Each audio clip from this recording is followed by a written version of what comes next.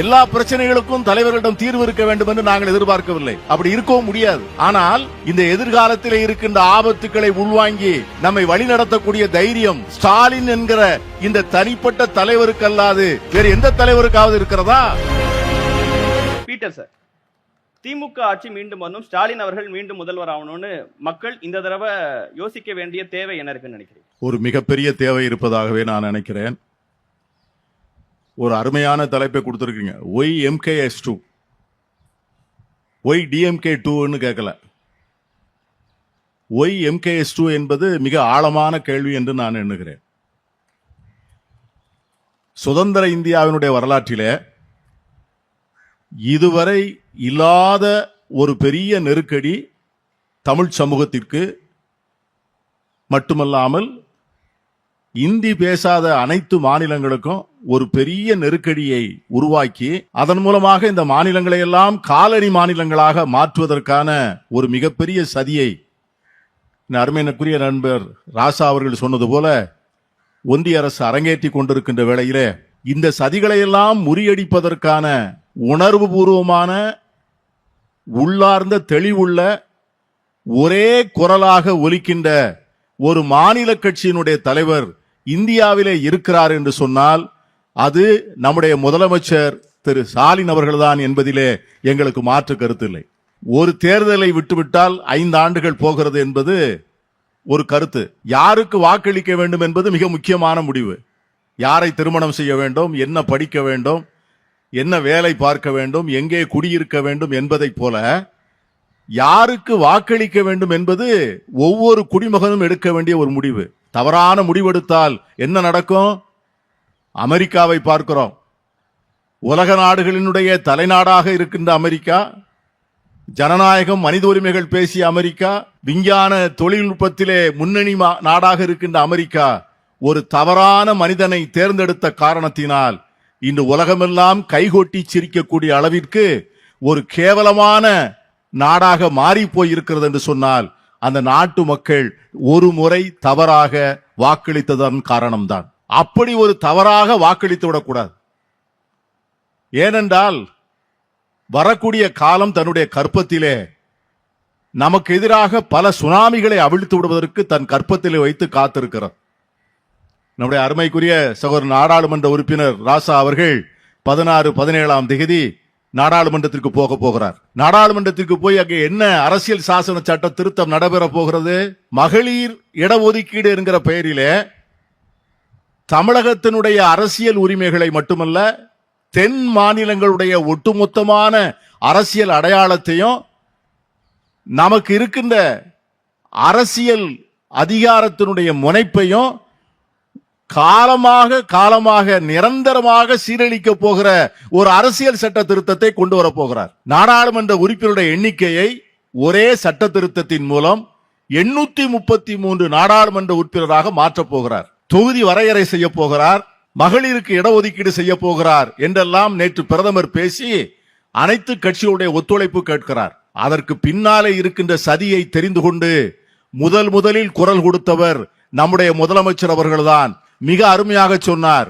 தென்றலாக இருக்கின்ற தென்னிந்தியாவை புயலாக மாற்றி விடாதீர்கள் என்று சொன்னார். களத்திலே இருக்கிற எடப்பாடி என்ன சொன்னார்?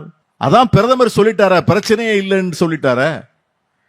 எண்ணிக்கை கூடுவதால் நமக்கு ஒன்றும் பிரச்சனை இல்லை என்று சொல்லிவிட்டாரே என்ற ஒரு வரிக்கு மேலே அந்த வரக்கூடிய முதலமைச்சராக வர ஆசைப்படுகின்றவருக்கு அந்த பிரச்சனையை பற்றிய புரிதலே இல்லை. எல்லா பிரச்சனைகளுக்கும் தலைவர்களிடம் தீர்வு இருக்க வேண்டும் என்று நாங்கள் எதிர்பார்க்கவில்லை. அப்படி இருக்கவும் முடியாது. நாட்டிலே இருக்கின்ற எல்லா பிரச்சனைகளுக்கும் எல்லா தலைவர்கள் எல்லோரிடமும் எப்பொழுதும் தீர்வு இருக்க வேண்டும் என்று எண்ணக்கூடிய அளவுக்கு விவரம் தெரியாதவர்கள் அல்ல. ஆனால் எங்களை ஆளப்போகிற தலைவர்களுக்கு குறைந்தபட்சம் பிரச்சனைகள் என்ன என்பதாவது தெரிந்து கொள்ளக்கூடிய அறிவாவது வேண்டும். அந்த அடிப்படை அறிவு கூட இல்லாதவர் தமிழகத்தினுடைய முதலமைச்சராக ஆள் ஆசைப்படுகிறார் என்று சொன்னால் அவருக்கு எப்படி வாக்களிப்பது?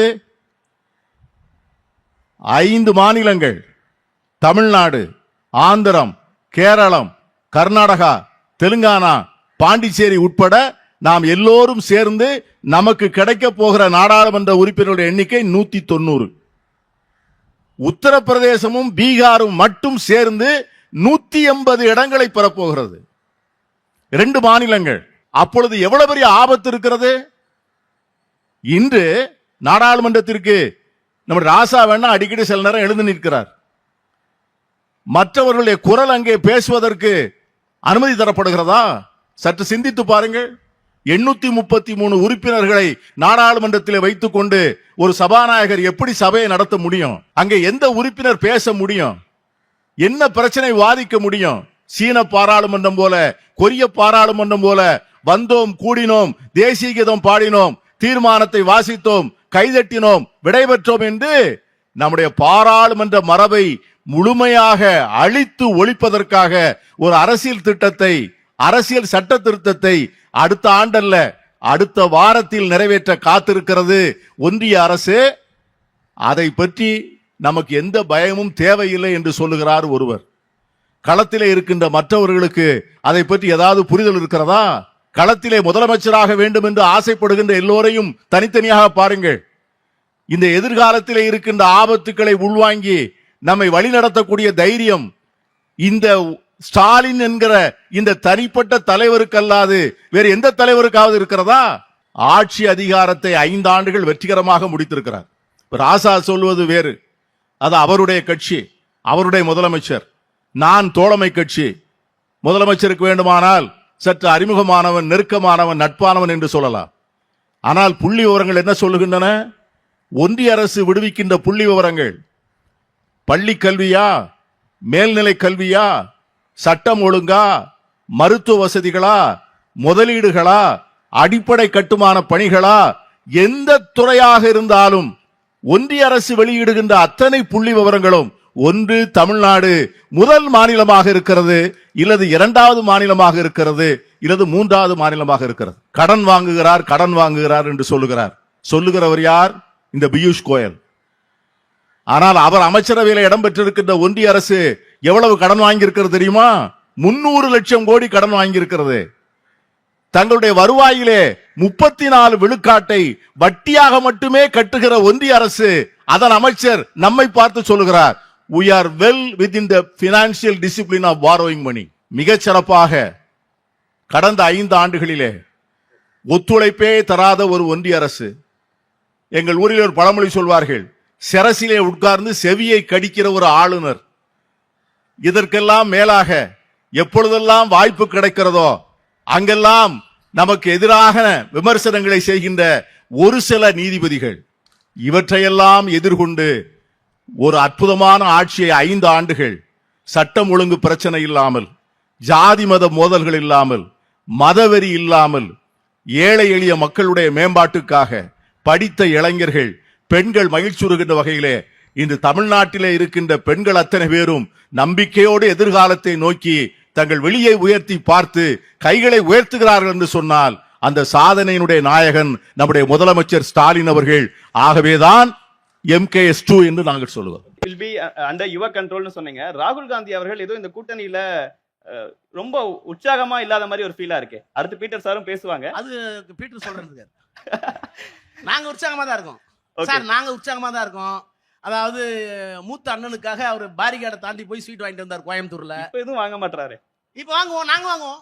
தேர்தலுக்கு பிறகு நாங்க வாங்கி கொடுப்போம். ஏன்னா 29 மணி ஆட்சி மாறு நான் சொல்றேன். ஓகே, பீட்டர் சொல்லுவார். வணக்கம். எனக்கு இப்போ ராஜா பக்கத்துல உட்கார பயமா இருக்கு. என்ன திருத்திடுவாரோன்னு பயமா இருக்கு எனக்கு. அப்பாவை திருத்தினேன், தாத்தாவை திருத்தினேன், மகளை திருத்தினேன்னு சொல்லி பக்கத்துல உட்கார்ந்து இருக்கிற பீட்டரையும் திருத்திடுவேன்னு சொன்னாருன்னு வச்சுங்க.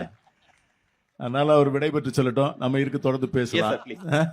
அதாவது ராகுல் காந்தி அவர்களுக்கு தமிழக சட்டமன்ற தேர்தலிலே ஆர்வம் இல்லாதது போலவும், அவர்கள் ஏதோ இந்த கூட்டணி விரும்பாதது போலவும் ஒரு மாய தோற்றத்தை தமிழகத்தில் இருக்கின்ற ஊடகங்கள் வேண்டுமென்றே சித்தரிக்க முற்படுகின்றன. ராகுல் காந்தி அவர்கள் இதுவரை தமிழகத்தினுடைய பிரச்சாரத்திற்கு வராததின் காரணம் அசாம், கேரளா, பாண்டிச்சேரி போன்ற முக்கியமான காங்கிரஸ் கட்சி ஆட்சி அமைக்க வாய்ப்புள்ள மாநிலங்களில் 9ஆம் தேதி தான் தேர்தல் முடிந்திருக்கிறது. இன்றைய தினம் அந்த கூட்டத்தை முடித்துவிட்டு தான் நாங்கள் வருகிறேன். எங்களுடைய பொறுப்பாளர் திரு கிரீஷ் ஜோடங்கிறவர் இங்கே வந்திருக்கிறார். இன்னைக்கு கர்நாடக மாநிலத்தினுடைய துணை முதலமைச்சர் அவர்கள் இங்கே வந்திருக்கிறார், திரு சிவகுமார் அவர்கள். இன்றைக்கு ராகுல் காந்தி அவருடைய பயண திட்டத்தை நம்முடைய முதலமைச்சரோடு சேர்ந்து எப்படி தொடர்ந்து பிரச்சாரத்தை நடத்துவது என்பதை பற்றிய வியூகங்களை பற்றியெல்லாம் பேசியிருக்கிறோம். அநேகமாக தமிழ்நாட்டிலே 4 இடங்களிலே நம்முடைய ராகுல் காந்தி அவர்கள் பிரச்சாரம் செய்வதற்கான திட்டங்கள் தீட்டப்பட்டிருக்கின்றன. எங்கள் அன்புக்குரிய சகோதரி பிரியங்கா காந்தி அவர்கள் வர இருக்கின்றார்கள். அகில இந்திய காங்கிரஸ் கட்சியினுடைய தலைவர் மல்லிகார்ஜுன் கார்கே அவர்கள் வர இருக்கின்றார்கள். எல்லோருமே நம்முடைய முதலமைச்சரை மீண்டும் ஒருமுறை முதலமைச்சராக்கி பார்ப்பதிலே எங்கள் தலைவர் ராகுல் காந்தி அவர்களுக்கும் காங்கிரஸ் கட்சிக்கும் பெரிய கமிட்மெண்ட், ஈடுபாடு, உடனிருப்பு உண்டு என்பதை நான் உறுதிபட தெரிவிக்க ஆசைப்படுகிறேன். இந்த ஊடகங்கள் மட்டுமா, காங்கிரஸ்ல இருக்கக்கூடிய சில முக்கிய பிரமுகர்களும் அவங்க பேசின கருத்துகளும் பெரிய விமர்சனமானதான இந்த கேள்விக்கும். அதாவது தம்பி, நீங்க ஒண்ணு கேள்விப்பட்டிருப்பீங்க, இந்த அனுகூல சத்துருன்னு கேள்விப்பட்டிருப்பீங்க நீங்க. அது இது இன்றைய அரசியலினுடைய ஒரு ஒரு ஒரு வியாதி போல இருக்கிறது. இது உடனிருந்தே கொள்கின்ற வியாதிகளாக இது காங்கிரஸ் கட்சிக்கு மட்டுமல்ல, எல்லா கட்சியிலுமே இதை போன்றவர்கள் திடீர்னு சில ஒளிநாடாக்களை வெளியே கிளப்புவது, சில சந்தேகங்களை கிளப்புகின்ற சமூக ஊடகங்களின் மூலமாக பொய் பிரச்சாரங்களை நடத்துவது, சில தனிப்பட்ட விருப்பு வெறுப்புகளுக்காக ஒரு கட்சியை காட்டி கொடுக்க நினைப்பது, இதை போன்ற துரோகத்தை எல்லாம் மீறித்தான் தேர்தல்களிலே வெற்றி பெறுகிறோம். பொதுமக்களுக்கும் அதை பற்றி நல்ல புரிதல் இருக்கிறது. இல்ல, அது துரோகம்னு சொல்லுவீங்களா? அது ராகுல் காந்தி அவர்களுடைய நண்பர்களாக இல்ல நெருக்கமானவர்களாக பார்க்கப்பட்டவர்கள் பேசும்போதுதான் தமிழ்நாட்டு மக்களுக்கே அந்த கேள்வி வந்து அப்படி நெருக்கமாக காண்பிக்கக்கூடியவர்களால் தான் நமக்கு அதிகமான ஆபத்துகள் சில சமயத்தில் வருகிறது. ஆகவே அதையெல்லாம் புறந்தள்ளுகிற வகையிலே ராகுல் காந்தி அவர்கள் இங்கே வர இருக்கிறார். மிகச்சிறப்பான பிரச்சார திட்டத்தை வகுத்திருக்கிறோம். ஆகவே அதை பற்றிய சந்தேகம் யாருக்கும் தேவையில்லை. இந்தியா கூட்டணி தமிழகத்திலே மிக வலுவாக இருக்கிறது. நம்முடைய முதலமைச்சருடைய வெற்றிக்காக காங்கிரஸ் கட்சி தங்களிடம் இருக்கின்ற எல்லாவற்றையும் பயன்படுத்தி உழைக்கும். வெற்றி பெறுவதற்கான எங்களிடம் இருக்கின்ற சக்திகள் அனைத்தையும் நாங்கள் பயன்படுத்துவோம் என்கிற உறுதியை நான் சொல்லிக்கொள்ள ஆசைப்படுகிறேன். நேற்று நெல்லையில, தூத்துக்குடியில விஜய் அவர்கள் பிரச்சாரம் பேசும்போதும் கூட காங்கிரஸ் கட்சியை நோக்கி அவர் பல விமர்சனங்களை முன்வைக்கிறாரு. குறிப்பா உண்மையான காங்கிரஸ் தொண்டர்களே எங்க பக்கம் தான் இருக்காங்க, திமுக காங்கிரஸ் தான் அவங்க கூட கூட்டணியில இருக்கிறாங்க. இந்த கூட்டணியே ஒரு கல்லாப்பெட்டி கூட்டணி, அவர் பயன்படுத்தின வார்த்தை. இப்படியா இருக்கு, யாருக்குமே பிடிக்காம இருக்காங்க, ஸ்டாலின் அவர்கள் ஆட்சி தொடரணும்னு அவங்களுக்கே ஒரு விருப்பம் இல்லாம இருக்கிறாங்க. அதாவது சாணக்கிய சபதம் அர்த்த சாஸ்திரம் படித்ததுல இருந்து நீங்க பாத்தீங்கன்னா மித்திர பேதம் என்று ஒரு வார்த்தை உண்டு. நண்பர்களுக்குள் ஒரு நம்பிக்கையின்மை ஏற்படுத்துவது ஒரு வகையான ஒரு யுக்தி. யாரோ அவருக்கு சொல்லி கொடுத்துருக்காங்க, இப்படி நீங்க பேசுங்க, இப்படி நீங்க பேசுனீங்கன்னா காங்கிரஸுக்கும் திமுகவுக்கும் இடையில ஒரு மிஸ் அண்டர்ஸ்டாண்டிங் வரும். நான் கேட்கிறேன், எங்கிட்டயாவது கல்லாப்பட்டின்னு ஒரு கூட்டணி இருக்கு, உங்கள்கிட்ட எந்த கூட்டணி இருக்கு? நீர் கூட்டணின்னு தினசரி பேசி கொண்டுதான் இருக்கின்றீர்களே ஒழிய இதுவரை எந்த கட்சியும் உங்களோட கூட்டணிக்கு போனதாக தெரியலையே. ஆனால் இன்றைய தினம் தமிழகத்திலே வாக்கு சதவீதத்தின் அடிப்படையிலும் கொள்கை சார்ந்த அடிப்படையிலும் மிக உறுதியான ஒன்றோடு ஒன்று இணைந்து கடந்த காலங்களிலே மிக வெற்றிகரமான நிரூபிக்கப்பட்ட கூட்டணி என்பது நம்முடைய தளபதி ஸ்டாலின் அவர்கள் தலைமையில் இருக்கின்ற இந்த ஜனநாயக முற்போக்கு கூட்டணி தான். அந்த கூட்டணி நிச்சயம் வெற்றி பெறும், அதுல யாருக்கும் மாற்று கருத்து வேண்டாம். எங்களுக்கு இருக்கிற என்ன அபாயம், என்ன பயப்படுறோம்னு கேட்டீங்கன்னா, இந்த தேர்தல் நீங்க ஏதோ ஒரு உணர்ச்சி வசமாக சில இளைஞர்கள் கூடி அவர்கள் வாக்களித்து அதன் மூலமாக ஒரு மாற்றம் வந்துவிடும் என்று எதிர்பார்க்கிற தேர்தல் இந்த தேர்தல் எதற்காக எந்த காலகட்டத்திலே நடக்கிறது என்று சொன்னால் அதை லேசா தொட்டுட்டு போனார் ராசா. அதாவது அரசியல் சாசன சட்டத்தின் விழுமியங்களை முழுமையாக அழித்தொழிப்பது. நம்முடைய தென் மாநிலங்களுக்கு, அதிலும் குறிப்பாக எல்லாவித சிறுபான்மையினர், அவர்கள் மொழி சிறுபான்மையினராக இருந்தாலும் சரிதான், மத சிறுபான்மையினராக இருந்தாலும் சரிதான், சமூக சிறுபான்மையினராக இருந்தாலும் சரிதான். ஒரு ஊர்ல பெரிய சாதி இருக்கும், சின்ன சாதி இருக்கும், அதிக மொழி பேசக்கூடியவர்கள் இருப்பார்கள், சின்ன மொழி பேசக்கூடிய இருப்பார். எல்லோருக்கும் பாதுகாப்பு தரக்கூடிய ஒரே கவசம் என்னவென்றால் அரசியல் சாசன சட்டம் தான். இந்த அரசியல் சாசன சட்டத்தை இன்றைக்கு ஆட்சியில் இருக்கின்றவர்களும் அவர்களுடைய தாய் இயக்கங்களும் ஒரு நாளும் ஏற்றுக்கொள்ளவில்லை. இந்த அரசியல் சாசனத்தை முழுமையாக முறியடிக்க வேண்டும் என்று சந்தர்ப்பம் பார்த்து கொண்டிருந்தார்கள். அந்த சந்தர்ப்பம் அவர்கள் இப்பொழுது வந்திருப்பதாக நினைக்கிறார். அதை நாங்கள் அனுமதிக்க முடியாது. அதற்காகத்தான் ஸ்டாலின் அவர்கள் முதலமைச்சராக வேண்டும் என்று சொல்லுவார். கருத்தும் பீட்டர் சார், அதோட நீங்க ஒன்று சொல்ல விரும்புறீங்க, அது முடிங்க, நான் கேள்வி. அதாவது சட்டம் ஒழுங்கு பேசுகிறவங்க சாத்தாங்குளம் கொலை வழக்கினுடைய தீர்ப்பை தயவு செய்து படிச்சு பார்க்கணும்.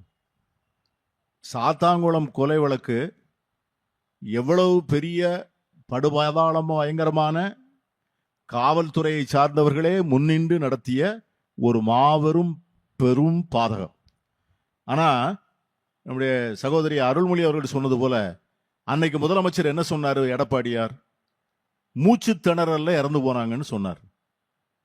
இன்றைக்கு அதற்கு கொடுக்கப்பட்டிருக்கிற இரட்டை மரண தண்டனை இருக்கு பார்த்தீங்களா, அது அந்த நீதிமன்றத்தில் இருந்த குற்றவாளிகளுக்கு மட்டும் கொடுக்கப்பட்ட தண்டனை அல்ல, அன்னைக்கு ஆட்சியிலே இருந்த எடப்பாடி அரசுக்கு வழங்கப்பட்ட இரட்டை மரண தண்டனை தான் அது.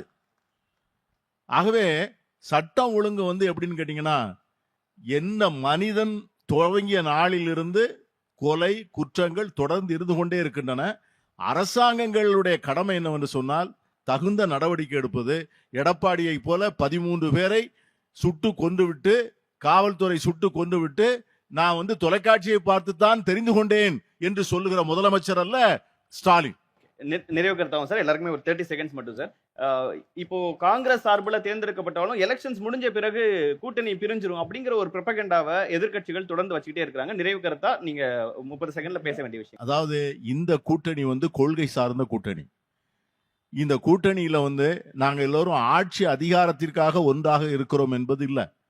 இந்த கூட்டணியில் இருக்கின்ற எல்லோருமே திராவிட முன்னேற்ற கழகம் உட்பட அங்கத்துவம் வைக்கின்ற அத்தனை கட்சிகளுமே நாங்க கொஞ்சம் விட்டுத்தான் கொடுத்திருக்கிறோம். எதற்காக விட்டு கொடுத்திருக்கிறோம் என்று சொன்னால், தமிழகத்தை எதிர்நோக்கி இருக்கிற பெரிய தீமையை அதை எதிர்கொண்டு தமிழகத்தை வழிநடத்துவதற்கான தகுதியும் அதற்கான முனைப்பும் உள்ள ஒரே தலைவர் ஸ்டாலின் அவர்கள். அவர்களோடு நின்று அவரை மீண்டும் ஒரு முறை ஆட்சியில் அமர்த்துவது எங்கள் கடமை என்று நினைக்கிறோம். அதுதான் ஒழிய ஆட்சி அதிகாரம் என்பதெல்லாம் 2வது கட்டம்.